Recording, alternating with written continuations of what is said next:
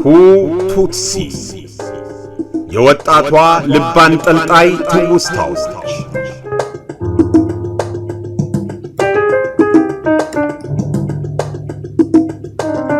ኢማኪዩሌ ኢሊባጊዛና ስቲቭ ሄርዌር።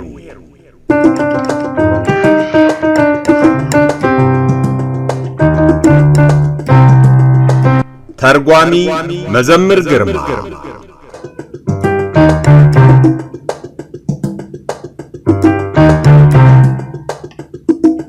ተራኪ ኢዮብ ዮናስ።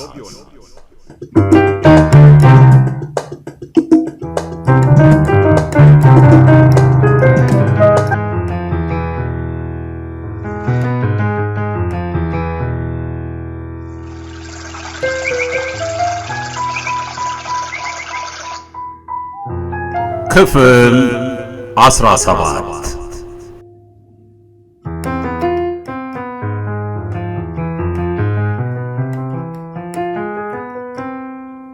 ክፍል 3። አዲስ መንገድ። ምዕራፍ 17። የነጻነት ህመም።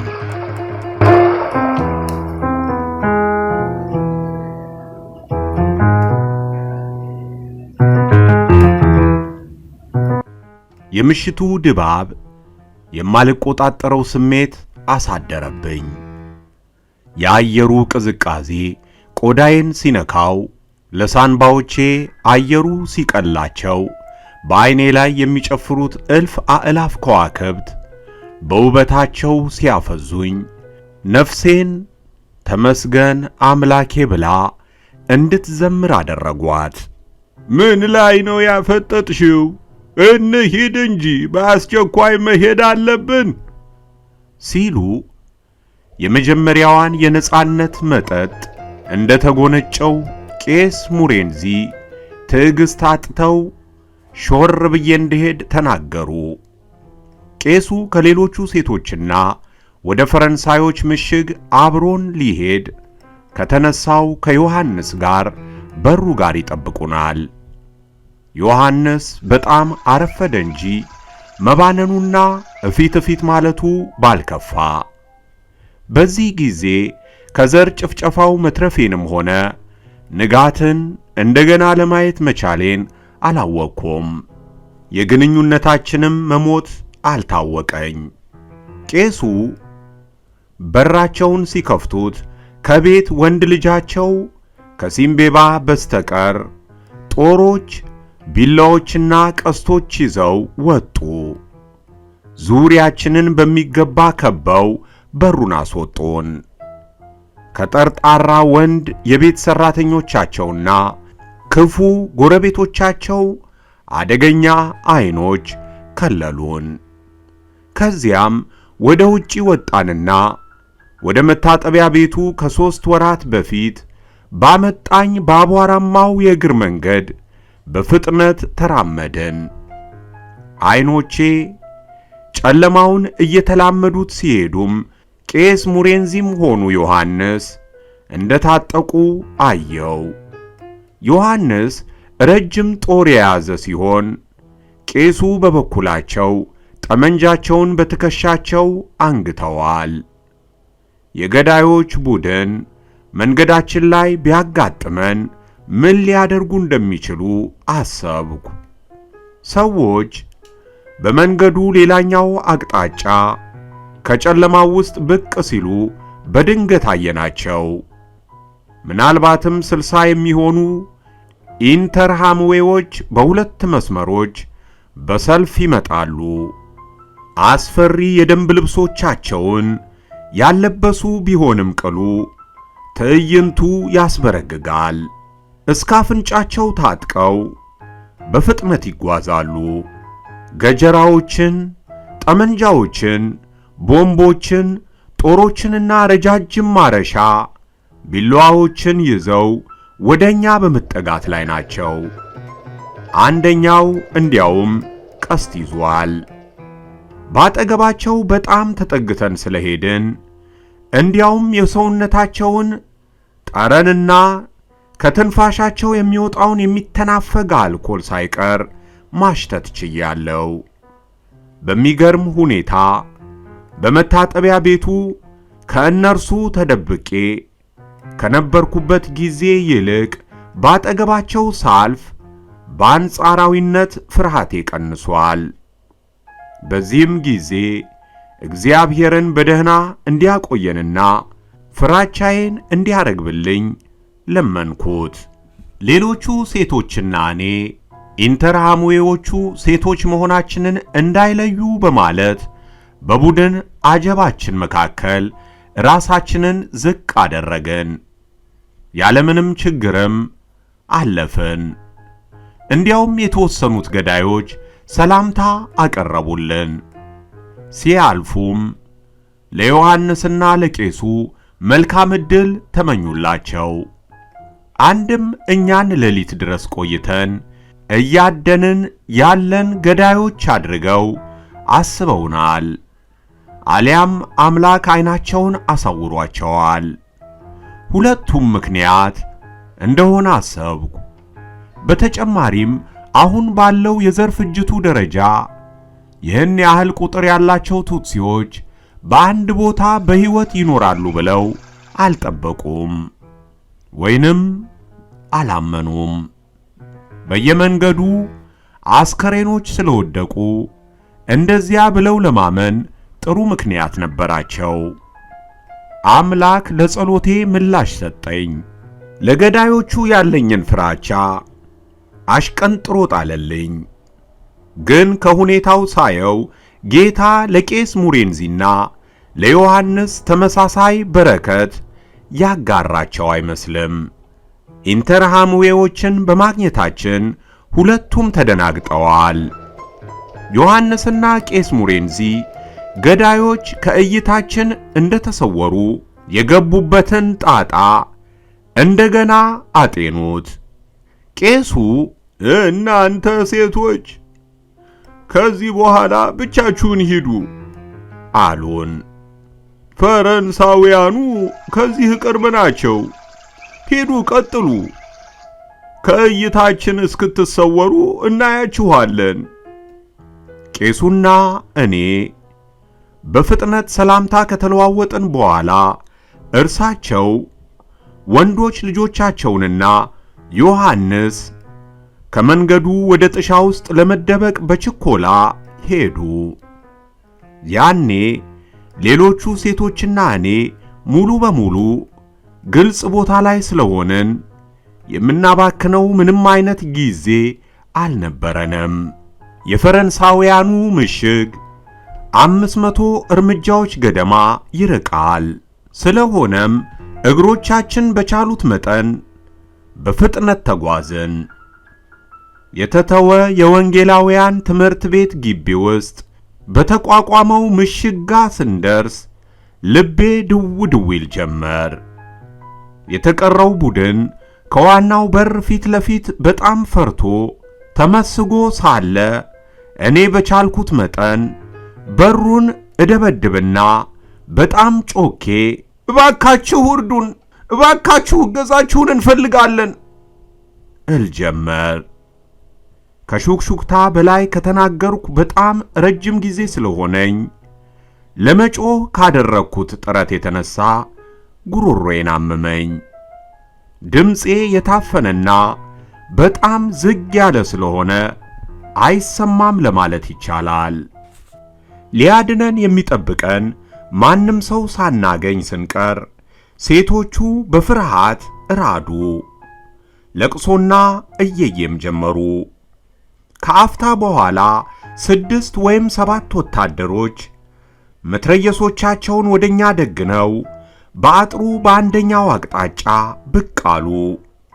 ፈረንሳይኛ የምናገረው እኔ ብቻ ስለሆንኩ ባልንጀሮቼን ዝም አስባልኩና ለወታደሮቹ ስለ ማንነታችንና ስለ አመጣጣችን ነገርኳቸው። ወታደሮቹም በጥርጣሬ ተመለከቱን። ጠመንጃዎቻቸውንም እንዳቀባበሉ ናቸው። እውነት ነው፣ የነገርኳችሁ ሁሉ እውነት ነው። ታድኑን ዘንድ እናንተን ስንጠብቅ ቆይተናል አልኳቸው በተስፋ መቁረጥ። በቡድኑ ውስጥ ካሉት ወታደሮች ትንሹ ኮስታራው መልኩ ፈገግ ያለውና ጸጉሩን የተላጨው ሰውዬ ወደ ዋናው በር መጥቶ በፊታችን ላይ ባትሪ አበራብን። የአፍንጫችንን ቅርጽ እየተመለከተ እንደሆነ ግልጽ ነው። ነባሩ አስተሳሰብ ሁቱዎች ደፍጣጣ፣ ቱትሲዎች ደግሞ ሰልካካ አፍንጫ አላቸው የሚል ነው። ስለሆነም ፈተናውን አልፈን ሳይሆን አይቀርም በሩን ከፍቶ አስገባን።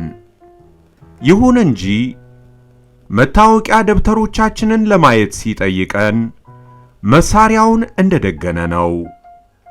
ሴቶቹ በኃይል ሲተነፍሱ ይሰማኛል። ማናቸውም ቢሆኑ መታወቂያዎቻቸውን አልያዙም። በዚህ ምክንያት ፈረንሳውያኑ እዚያው የሚረሽኗቸው መስሏቸዋል። ደግነቱ በእኔ በኩል መታወቂያዬን ከ3 ወር በፊት ቤቴን ለቅቄ ስወጣ በኋላ ኪሴ ይዤዋለሁ። ወታደሩ ቱትሲ የሚል ቃል ከዳር እስከ ዳር የታተመበትን የኔን መታወቂያ አይቶ በአዎንታ ራሱን ነቀነቀ። ወዲያውኑ ለሌሎቹ ሴቶች በእርግጠኝነት ምንም የምንሆን አይመስለኝም ስል አረጋገጥኩላቸው። ለወራት የታመቀ ፍራቻ፣ ብስጭትና ስጋት ከነፍሳችን ወንዝ ፈሰሰ። በውስጣችን ያለው የስሜት ግድብ ፈረሰ። የተወሰኑት ሴቶች ሊቆጣጠሩት በማይችሉት መልኩ አለቀሱ። የወታደሮቹም አቀራረብ ከዚያ በኋላ ተቀየረ። ድምፃቸው ደግነትና በያገባኛል ስሜት ተሞልቶ ጠመንጃዎቻቸውን ዝቅ አድርገው በሐዘኔታ ያነጋግሩን ጀመር። በወራት ውስጥ ለመጀመሪያ ጊዜ ያየነው የታሸገ ውሃና አይብ ተሰጠን። ቄሱ እንደገመቱት ፈረንሳውያኑ እንደማይገድሉን አውቀን በጣም ሰፍ ብለን መጉረስ ጀመር። አይዟችሁ፣ ምንም ችግር የለም አለ ትንሹ ወታደር። ከዚህ በኋላ ቅንጣት ታክል ልትጨነቁ አይገባችሁም። ቅዠታችሁ አክትሟል። ማንም ሰው እንዲጎዳችሁ አንፈቅድም። ገባችሁ? ምንም ስጋት አይግባችሁ፣ እንንከባከባችኋለን። ለሌሎቹ ተረጎምኩላቸው። ወዲያውኑም ሁላችንም እናለቅስ ገባን። ሁሉ ነገር አብቅቶለታል የሚለው ነገር ግን እውነት አይመስልም። ለማንኛውም ገዳዮቹ ከእንግዲህ ወደኛ እንዳይቀርቡ እንደሚያደርጉ ቃል እየገቡልን ባሉ ትልልቅ መሳሪያ በያዙ በሰለጠኑ ወታደሮች ተከበናል። ስንረጋጋ አዳኞቻችን ያለነው በጊዜያዊ የመስክ ማቆያ ውስጥ እንደሆነና በመገናኛ ተደዋውለው የጭነት ተሽከርካሪ አስመጥተው በ16 ኪሎ ሜትር ርቀት ላይ ወደሚገኘው ዋና ምሽጋቸው እንደምንወሰድ አብራሩልን። ተሽከርካሪው እስኪመጣም ትንሽ ማንቀላፋት እንዳለብን ነገሩን። ከሌሎቹ ተለይቼ ሄድ ብዬ ለረጅም ጊዜ አጥቸው የነበረውን ነገር ሳጣጥም ቆየው። አንድ አፍታ ብቻዬን መሆንን፣ መሬቱ ላይ ተኝቼ በዙሪያዬ ካለው ከሁሉም ነገር ጋር እነካካ ጀመር። አለቶቹ ጀርባዬን እየወጉት፣ ጣቶቼ እርጥቡን መሬት ነክተው፣ ደረቆቹ ቅጠሎች ጉንጬን እየወጋጉት፣ በጨለማ የሚዘዋወሩት እንስሳት ድምፅ እየተሰማኝ፣ አቤት በሕይወት መትረፌ ይገርማል። እንደገና በምሽቱ ሰማይ ላይ አፍጥጬ የጌታ ፍጥረት በሆኑት እልቆ መሳፍርት የሌላቸው ከዋክብት ወተት መሰል ድምቀትና አስደማሚ ውበት ተመሰጥኩ። ጉልሁ የከዋክብት ብርሃን የመጣንበትንና ወደ ቤት የሚወስደውን መንገድ ማየት አስቻለኝ። ጭራሽ ቤት ካለኝ የቤተሰቤ አባላት በደህና የሆነ ቦታ ተደብቀው ይሆን ብዬ አሰብኩ። ወይስ ወደ ቀጣዩ ሕይወት ሄደው ከኔ በላይ ባለው ዘላለማዊ አጽናፍ ዓለም በሌላኛው አቅጣጫ የሆነ ቦታ ይሆኑ? አትኩሮቴን እንደገና ወደ መንገዱ መለስኩ። ወንድሞቼና እኔ ይህን መንገድ ተከትለን እንዴት ወደ ፈለግነው ስፍራ እንሄድ እንደነበር አሰብኩ። በልጅነታችን ጠዋት ወደ ኪቩ ለመዋኘት፣ ወደ ትምህርት ቤት፣ እሁድ ወደ ቤተ ክርስቲያን፣ ጓደኞቼንና ዘመዶቼን ለመጠየቅ፣ በክረምት ዕረፍት አስደናቂ ተግባራትን ወደምንፈጽምበት ስፍራ ለማምራት ብቻ ይህ መንገድ ወደምወደው ቦታ ሁሉ ያስኬደኝ ነበር። በሕይወቴ ሁሉ መንገዱ ተመላልሷል። ሆኖም ያ ሕይወት አልፏል። መንገዱ አሁን የገዳዮችና የአስገድዶ ደፋሪዎች መፈንጫ ሆኗል። በመጪዎቹ ሰዓታትም ሆነ ቀናት ውስጥ ምንም ይከሰት ምን ነገሮች እንደነበሩት እንደማይቀጥሉ ቀስ በቀስ ሲገለጥልኝ በጥልቅ ብስጭት ውስጥ ገባው። ዓይኖቼን ጨፍኜ ለእግዚአብሔር አዲስ የሚሄድበትን መንገድ የመፈለጉ ሥራ የእርሱ እንደሆነ ነገርኩት። ተንቀጠቀጥኩ።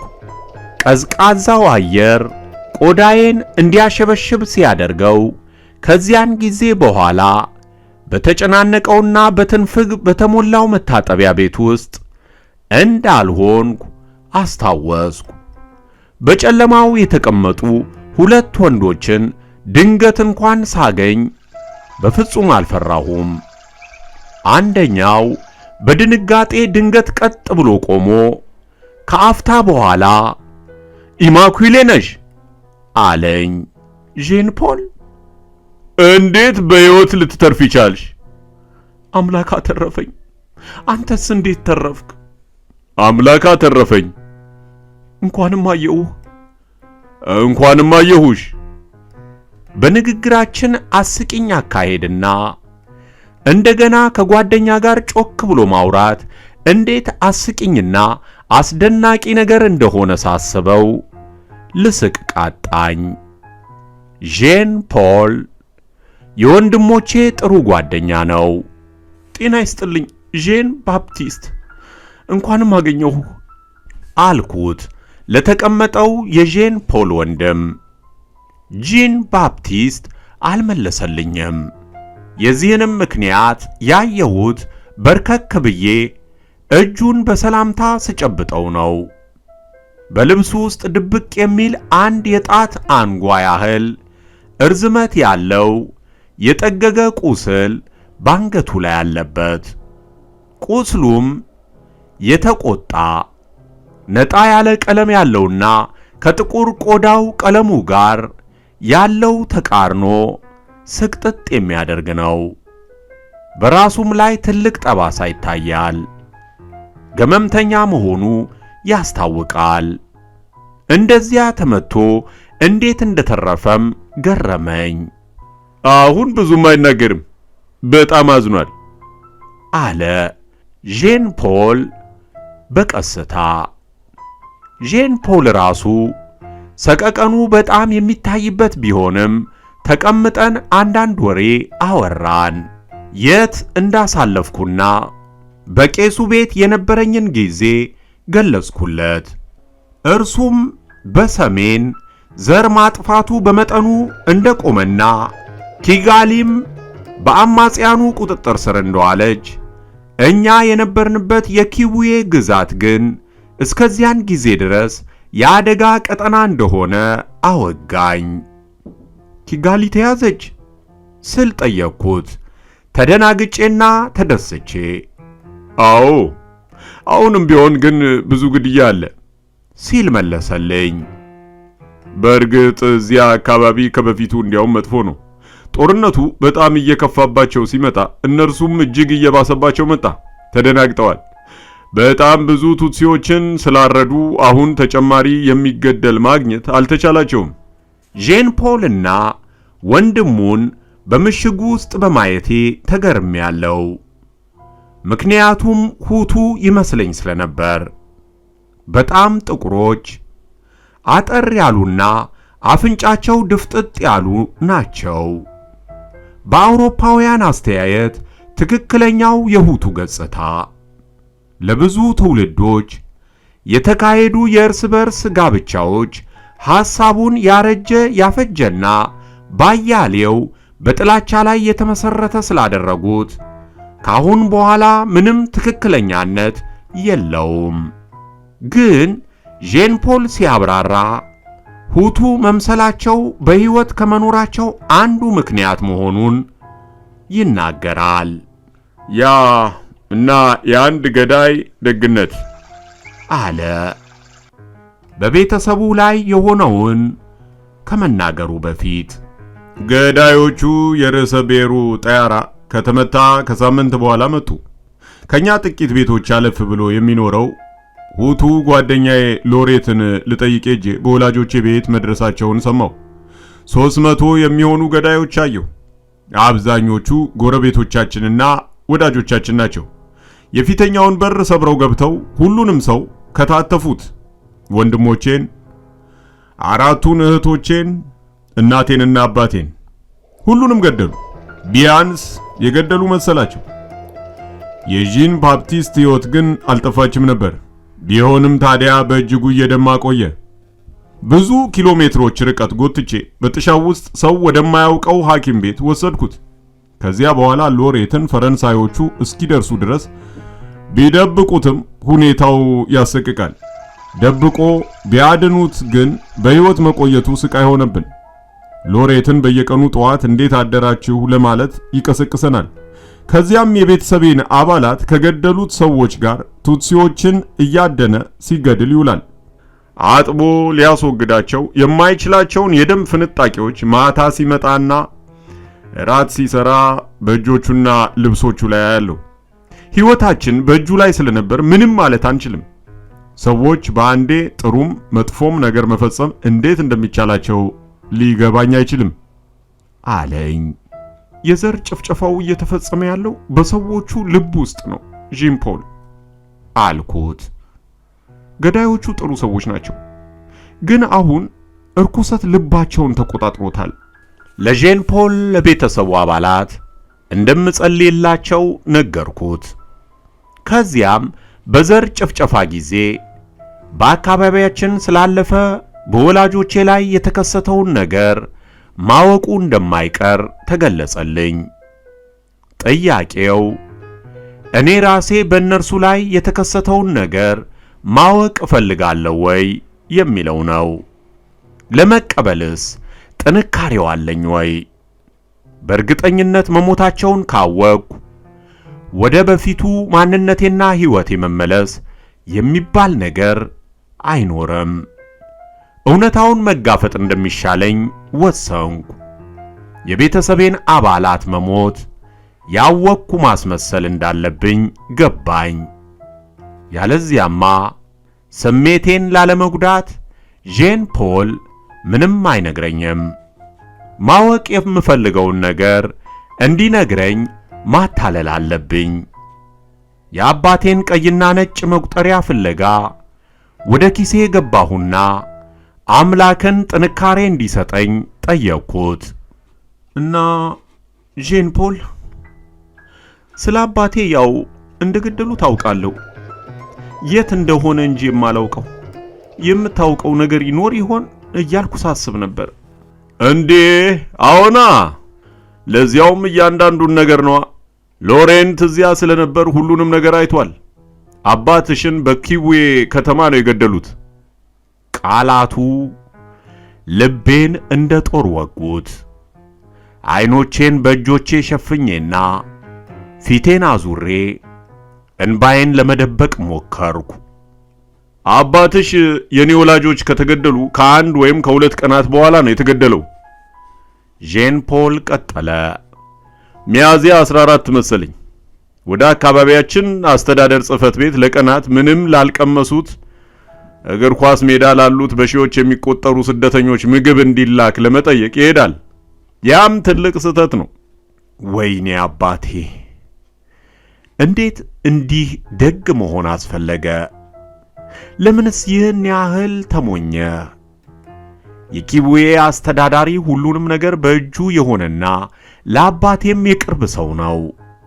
አባቴ ጓደኞቹ የሆኑ ሌሎች ጽንፈኛ ሁቱዎች ከዚያን ጊዜ በፊትም አሳልፈው ሰጥተውት ስለነበር ለምን እነርሱን ማመን እንዳላቆመ ሊገባኝ አልቻለም። የሚራቡ ሰዎችን ለመመገብ ሲል ግን ሕይወቱን እንዳጣ አውቃለሁ። ለእርሱ ሌላ አማራጭ አይኖርም። ዓይኖቼ ተቃጠሉ፣ ጨጓራዬ ተላጠ። ጄን ፖል ሲቀጥል፣ ሎሬንት እንደነገረኝ አስተዳዳሪው አባትሽን ሞኝ ብሎ ሰድቦት ወታደሮቹ ወደ ውጪ ጎትተው እንዲያወጡት ይነግራቸዋል። በአስተዳዳሪው ጽሕፈት ቤት መግቢያ ደረጃዎች ላይ በጥይት መተው አስከሬኑን ሜዳ ላይ ጣሉት። እንግዲህ ጄን ፖል ይህን ሁሉ ስለነገርከኝ አመሰግናለሁ። ምንም ቢሆን ይጠቅመኛል ልጄ አልኩ። ድምፄን በትክክለኛው ለማድረግ ባለኝ አቅም እየተቆጣጠርኩ ጨለማው ፊቴን ስለደበቀልኝ አምላኬን አመሰገንኩ። እናቴስ በል እሷም እንደተገደለች አውቃለሁ፣ ግን እንዴት እንደሆነ እንጃ። አይ ሮዝ ሲል አቋረጠኝ። በአካባቢያችን መጀመሪያ ከሞቱት ውስጥ አንዷ ነች። ከአባትሽ ከጥቂት ቀናት በፊት ነው የተገደለችው። ሎሬንት ከገዳዮቹ አንዱ ሳይሆን አይቀርም። ሁሉንም ዝርዝር ጉዳይ ያውቃል።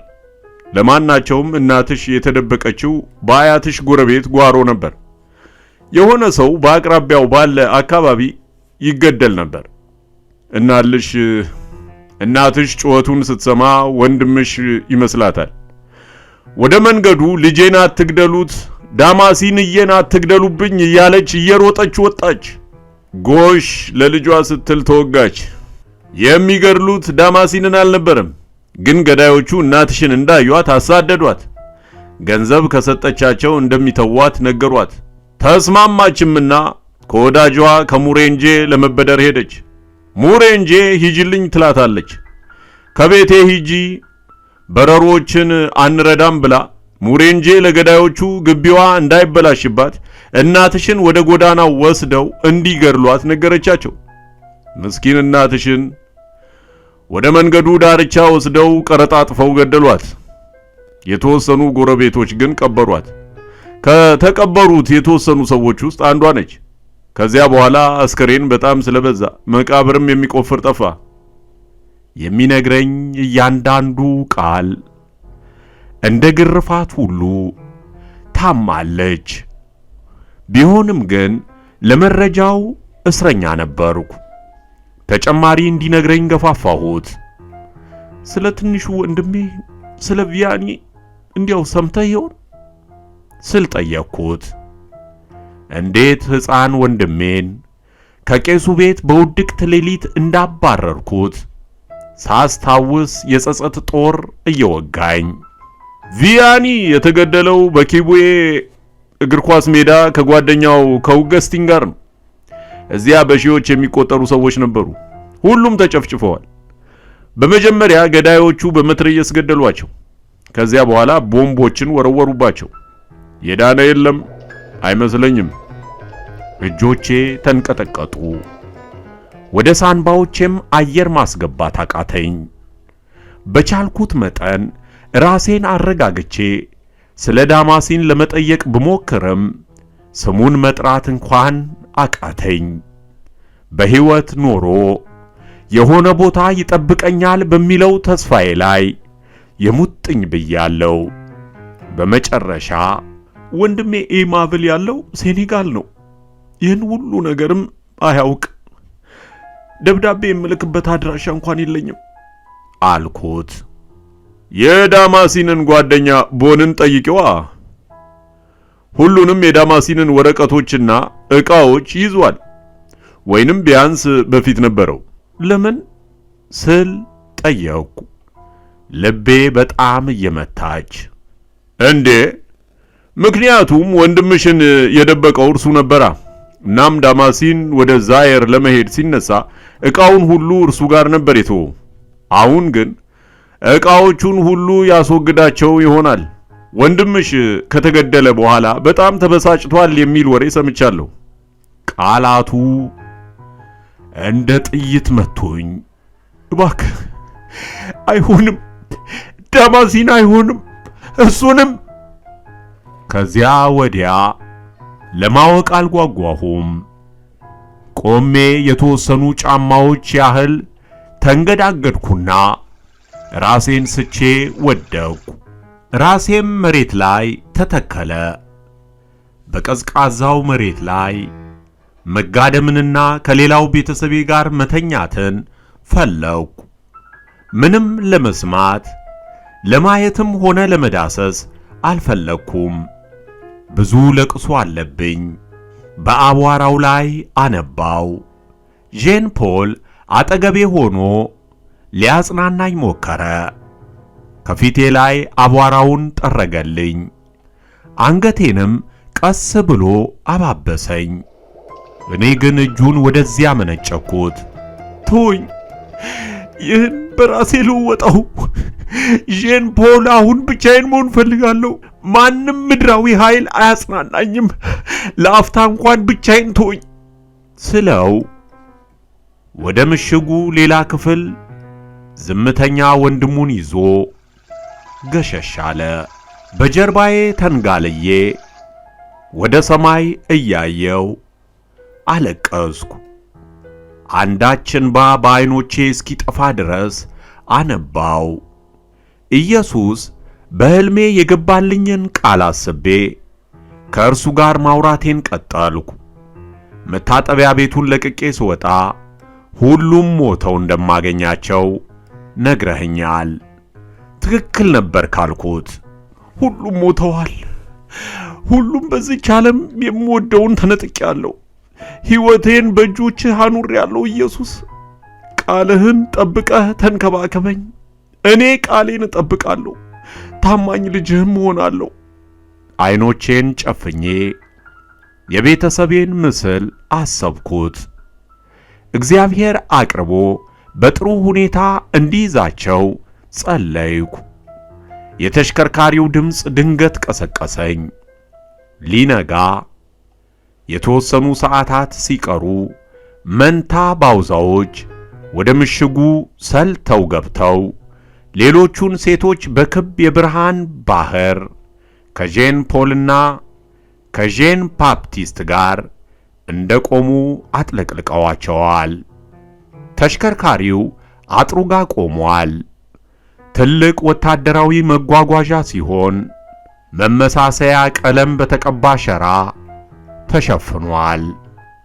ፈረንሳውያኑ ወታደሮች ከኋላ እንድንሳፈርና ጸጥ እንድንል አሳሰቡን። የሁቱ ኬላዎች በየቦታው አሉ ሲል አንደኛው አስጠነቀቀ። ከምሽጉ 1 ኪሎ ሜትር ተኩል ገደማ እንደተጓዝን አንደኛው ኬላ ጋር ደረስ። የገዳዮቹን ድምጾች ከሸራው በስተጀርባ እሰማ ጀመር። በዚህ ሰዓት ልዩነቱ የታጠቁ አጃቢዎች ስላሉን ነው እንጂ እንግዳ ነገር አልሆኑብኝም።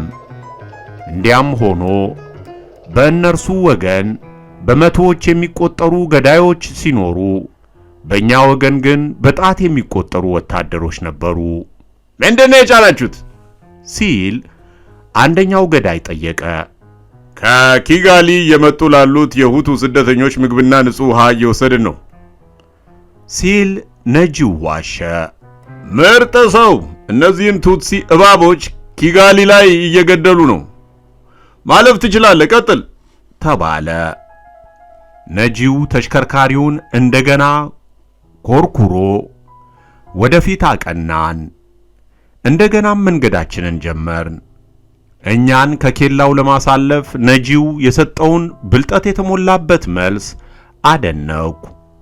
ኪጋሊ በአማጽያኑ ቁጥጥር ስር ስለዋለች በ10 ሺዎች የሚቆጠሩ ሁቶች ከዚያ ወደ ደቡብ ይገሰግሳሉ።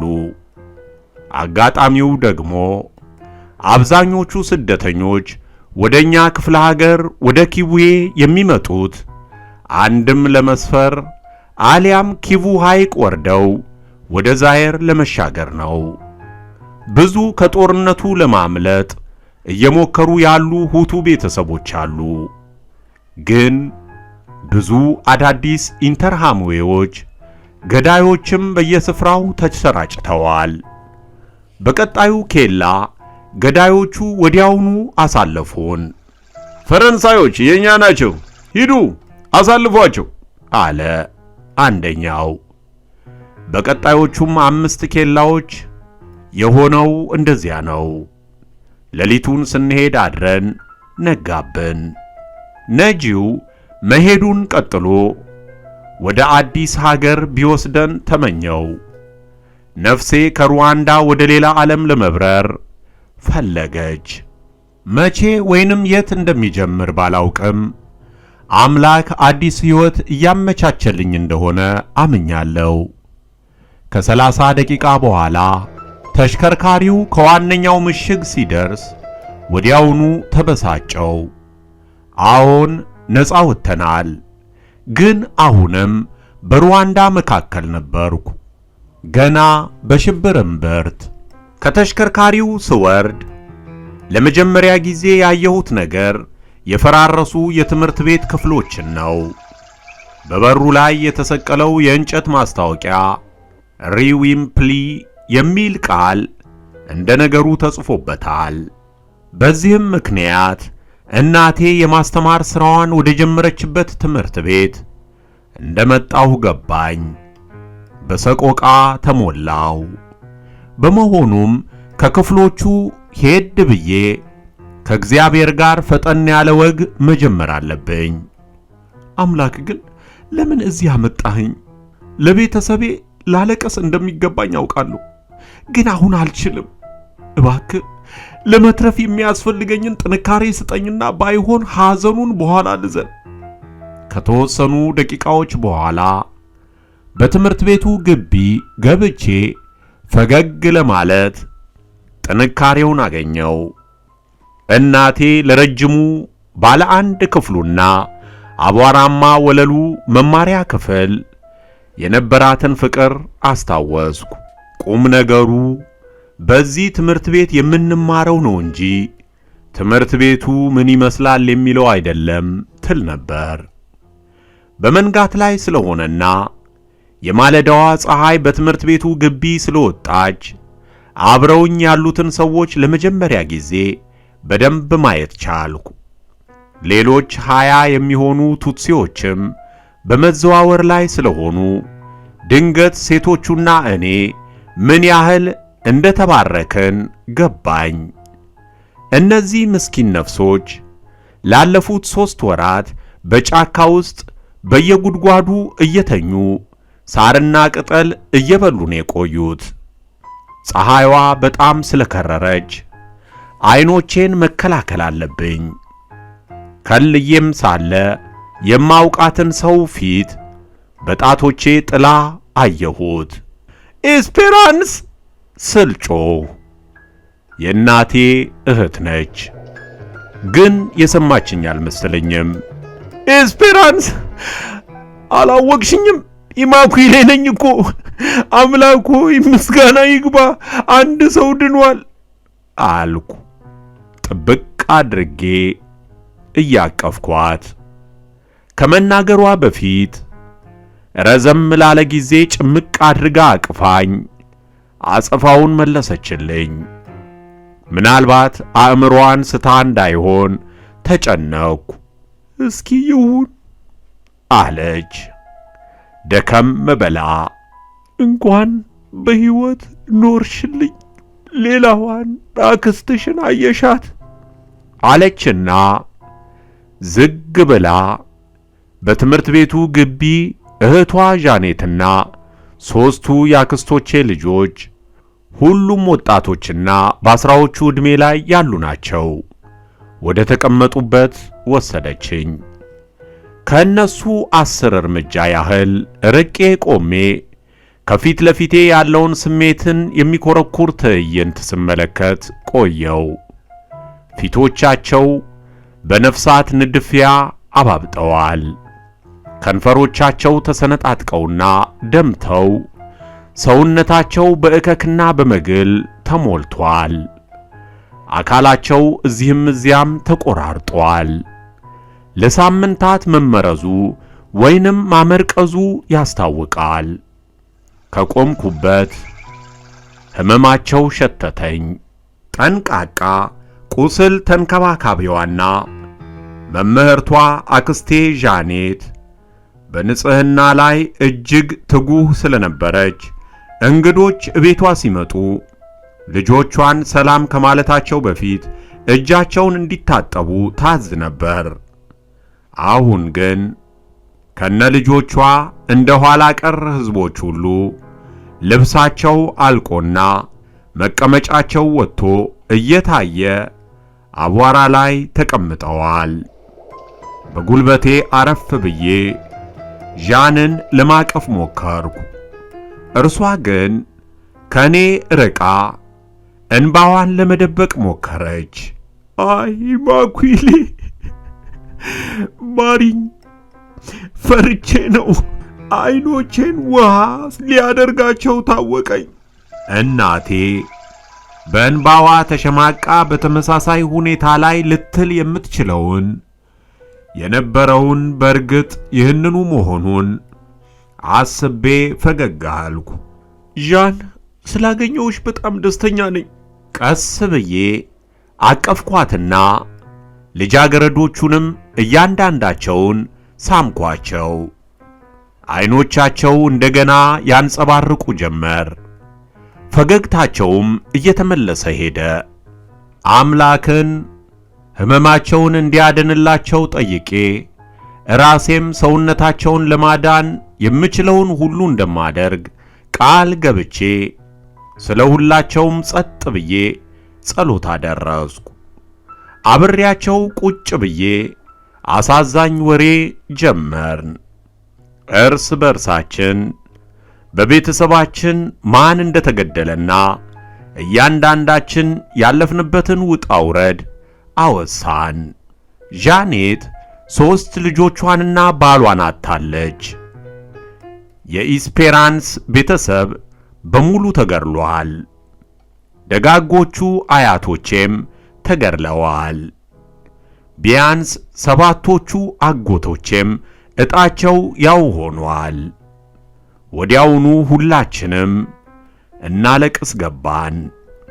እንባችን ያቆም መሆኑን ተጠራጠርኩ። ለ1 ሰዓት ገደማ ካወራን በኋላ ኤስፔራንስ ደብዳቤ ሰጠችኝ። ያን ሁሉ ጊዜ በጫካው ስትቆይ እንዴት እንዳቆየችው ሊገባኝ አልቻለም። ዳማሲን በተደበቅኩበት አግኝቶኝ ይህን ደብዳቤ አደራ ሰጥቶኝ ነው አለች። ወደ ዛሄር እየሄደ ነገር ግን አልተሳካለትም። ደብዳቤውን ከእጇ ወስጄ እንባ አርጥቦት የደረቀውን ማሸጊያውን አየሁት።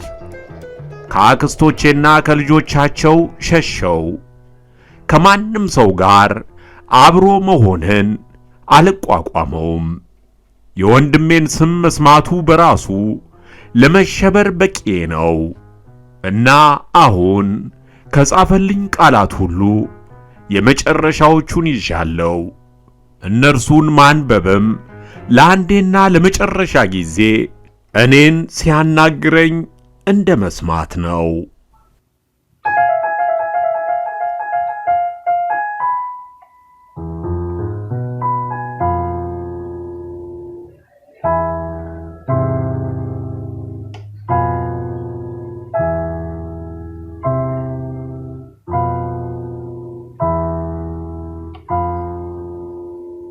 እነሆ ሁቱትሲ የዛሬ ትረካ የስካሁኑ ነበር። በቀጣይ ክፍል እስክንገናኝ መልካሙን ሁሉ እየተመኘው ሰናበታለሁ።